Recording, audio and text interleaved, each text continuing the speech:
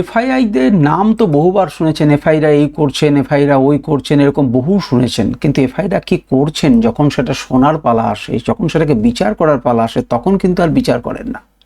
তো 19 তারিখে একটা নরওয়ের এফআইআই, নরওয়ের গভর্নমেন্টের এফআইআই, যারা একটা প্রভিডেন্ট ফান্ডকে চালায়, বিরাট বড় গ্লোবাল প্রভিডেন্ট ফান্ড চালায়, তারা 3টে বড় স্টকে তারা কি করেছে না বাই করেছে। সুতরাং কেন বাই করলো, কি সমাচার, বড় ভিডিওতে এক্সক্লুসিভলি তো বলাই আছে, কিন্তু ছোট ভিডিওতে একটুখানি বোঝার চেষ্টা করুন বা জেনে নিন সেই 3টে স্টককে এবং নিজেরা চার্টে গিয়ে একটুখানি দেখুন। তো দেখুন, নরওয়ের ফান্ডটা প্রথম যে স্টকটাকে বাই করেছে তার নাম হচ্ছে আরতি ফার্মা ল্যাব লিমিটেড। একবার দেখুন, 4,84,000 কোয়ান্টিটি কিনলো 930 টাকা 32 পয়সা রেটে। আর রেটটাকে মনে রাখুন এবং স্টকটাকে মনে রাখুন, যে অ্যানালিসিস করুন। দ্বিতীয় নাম্বার যে স্টকে তারা পজিশন নিয়েছেন সেই স্টকটা হচ্ছে, ভালো করে দেখুন, কার্টেড টেক লিমিটেড, এবং কোয়ান্টিটিটা একবার দেখুন 3,88,859টি, এবং স্টকের রেটটা দেখেছেন 2522 টাকা 80 পয়সা। এই কার্টেড টেক লিমিটেডকে তারা কিন্তু পজিশন করেছে।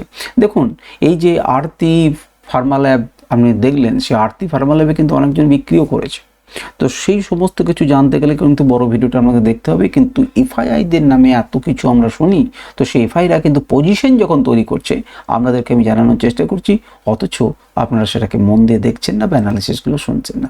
তো যাই হোক, দেখুন, স্টকের অ্যানালিসিস তো আমি করতে পারবো না, কারণ সেটা নিষিদ্ধ, আমি কেবল ইনফরমেশনটা আপনাদেরকে দিচ্ছি।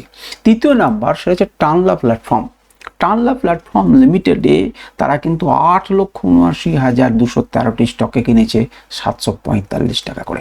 আপনি একটা কাজ করুন, এই 3-4টে কোয়ান্টিটিকে খালি গুণ করে দেখুন যে ক টাকা ইনভেস্ট করলো 19 তারিখে, তাহলে একটা আইডিয়া পাবেন যে এত টাকা এমনি তারা ইনভেস্ট করে দিল এই নরওয়ের এই বিখ্যাত এফআই কোম্পানিটি।